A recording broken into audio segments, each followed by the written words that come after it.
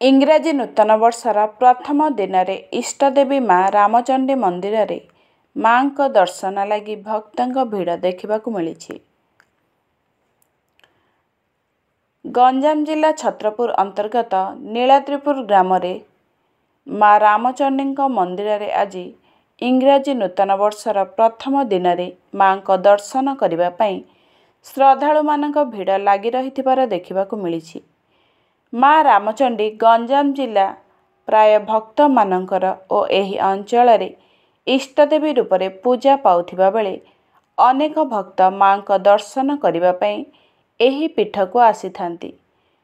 पहाड़ और घन जंगल मध्य अवस्थित माँ रामचंडी मंदिर जहाँकि छत्रपुर ठारू प्राय 10 किलोमीटर दूर रे नीलाद्रिपुर ग्राम रे अवस्थित रहिथिबा बेले एहार अति प्राचीन सुंदर मनोहर प्राकृतिक सौंदर्य पर्यटक मानक आकर्षणर केन्द्र पलटि।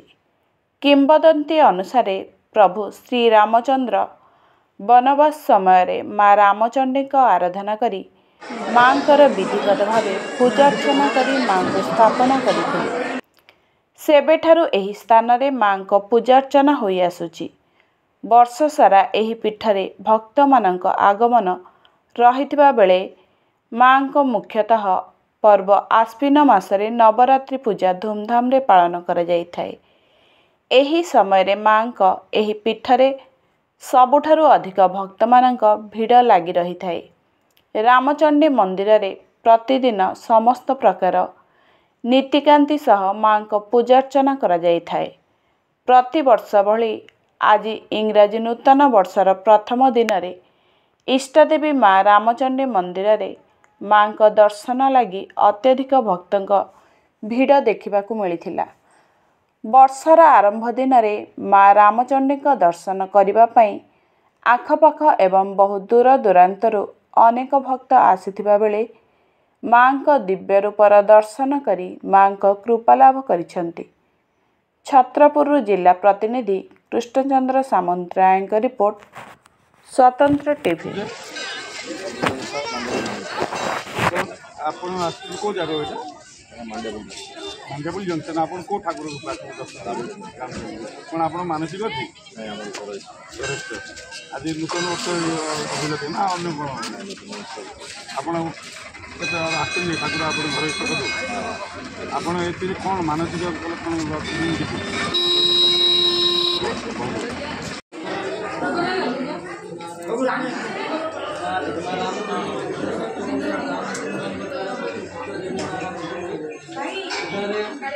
भाईना भोगड़ा ले जा ना भोगड़ा दे दो ना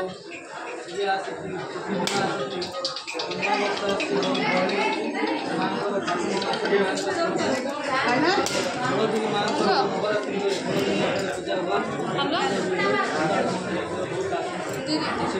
मंदिर पड़ाई जे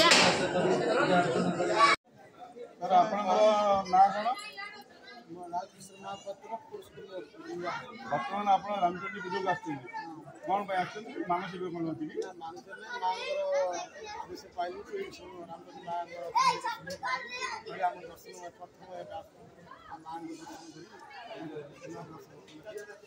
सर आप परिचय